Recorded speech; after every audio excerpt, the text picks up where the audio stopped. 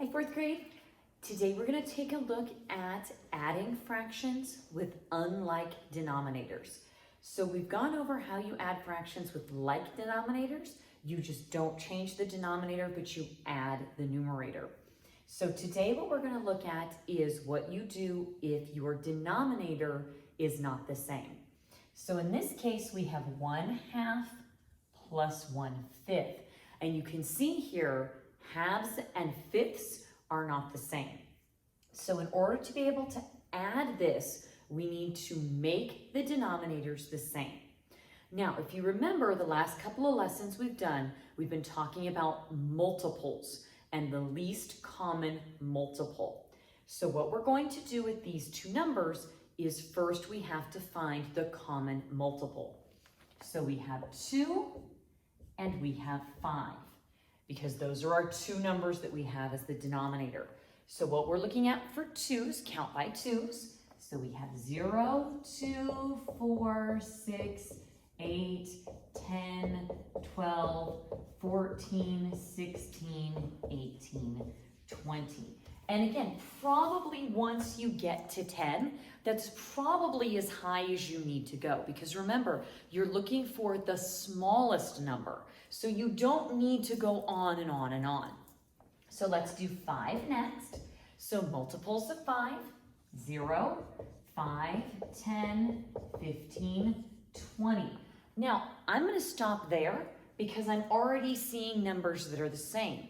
Again, you don't need to go any further if there's already numbers you see that are the same.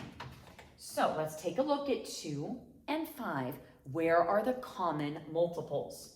So 0 is always there, but 0 doesn't help us. It's like when we multiplied a fraction by 1, 0 doesn't help us. We multiply by 0, we get 0, there's nothing. So zeros don't help. So let's move on from there. If we have a 5 here, nope, no 5 there. We have a 10 here and a 10 here, 15 here, no 15 there, and a 20 and a 20.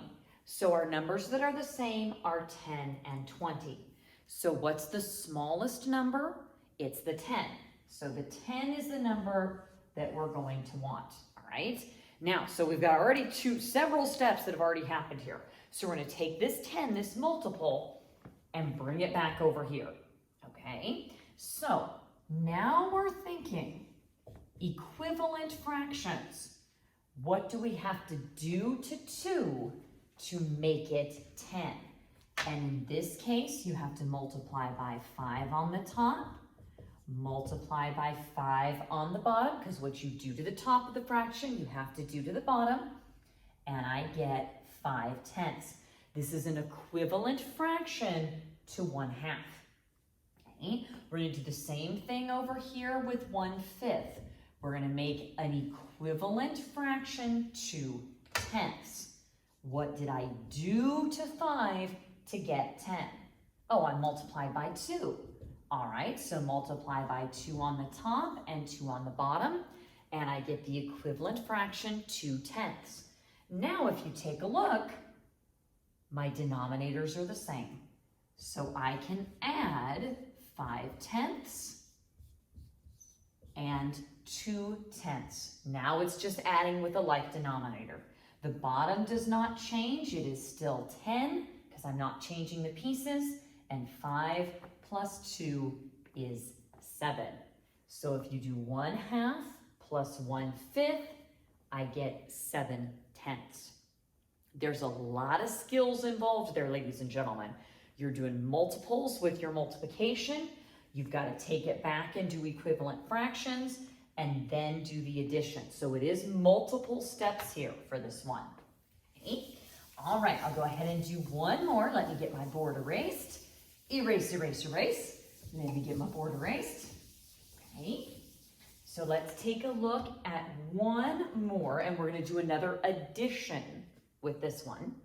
So let's take a look at 2/3 plus 1/9. So again, you are looking at denominators that are not the same. So the first thing you need to do is think, okay, how can I make these the same? So we're going to do multiples of 3 and multiples of 9. Now, some of you may be able to do these in your head and see the pattern in your head because you know your multiplication facts very well. If you're not quite sure, doing the multiples is the easiest way to figure it out. Okay? So let's do threes. 0, 3, 6, 9, 12, 15, 18, 21, 24, 27, and 30. Again, I'm going to stop at 10 because you looking for the least common multiple, you just don't need to go that high. So let's do 9's next.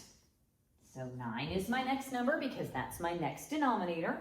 So 0, 9, 18, and then we're going to do 27, and then 36, 45, 54, and I already think that's far enough, ladies and gentlemen, because if 3 times 10 is 30, I probably already have the smallest common multiple already.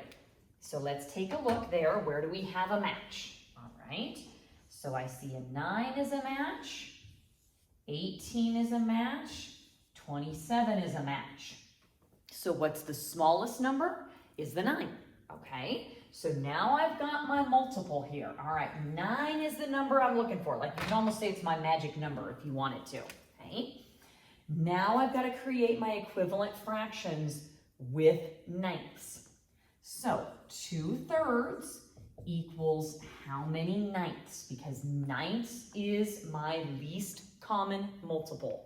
So what times 3 is 9? Now I'm creating my equivalent fraction.